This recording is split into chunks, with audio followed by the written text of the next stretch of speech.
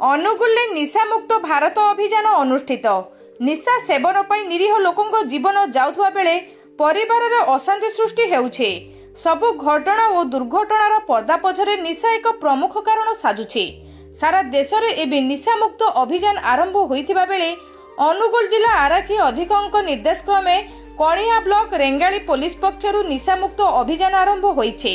एथिरे project high school Rengali रो छात्र छात्री, project उच्च माध्यमिक विद्यालय एवं युक्त 3 पवित्र मोहन महाविद्यालय छात्र छात्री, शिक्षक शिक्षयित्री, अध्यापक अध्यापिका मानक सहित रेंगाली पुलिस मिलित सहयोग रे एक पदयात्रा रेंगाली थानारू बाहरी डाक्तरखाना छक रास्ता देई लक्ष्मी बाजार एवं शेषरे संबलपुर छकठारे पहुंचीथिले।